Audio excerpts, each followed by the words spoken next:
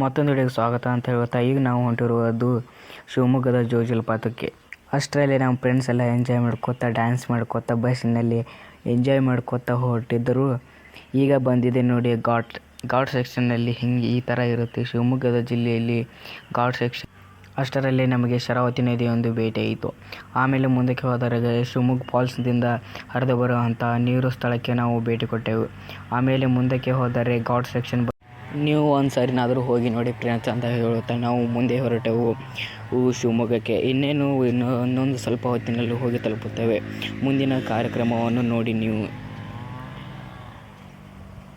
ಅಂತೂ ಇಂತೂ ಬಂದು ನಾವು ತಲುಪಿದೆವು ಶಿವಮೊಗ್ಗಕ್ಕೆ ಜೋಗ ಫಾಲ್ಸ್ಗೆ ಹೋದೆವು. ಜೋಗ ಫಾಲ್ಸ್ನಲ್ಲಿ ಈ ಥರ ಇದೆ ನೋಡಿ ಫ್ರೆಂಡ್ಸ್. ಇವು ಇದು ನೀರು ಬೀಳುವುದಕ್ಕೆ ಇದಕ್ಕೆ ಹೆಸರೇನೆಂದರೆ ರಾಜಾರಾಣಿ ರೋರೋ ರಾಕೆಟ್. ಅಲ್ಲಿ ಬೀಳುತ್ತಿದ್ದು ರಾಕೆಟ್ ನಡಕಿನ ರಾಜಾರಾಣಿ ಅಂತ ಹೆಸರು ಕೊಟ್ಟಿದ್ದಾರೆ. ಈಗ ನೀರಿಲ್ಲದ ಕಾರಣ ಹೆಚ್ಚು ನೀರು ಇಲ್ಲ.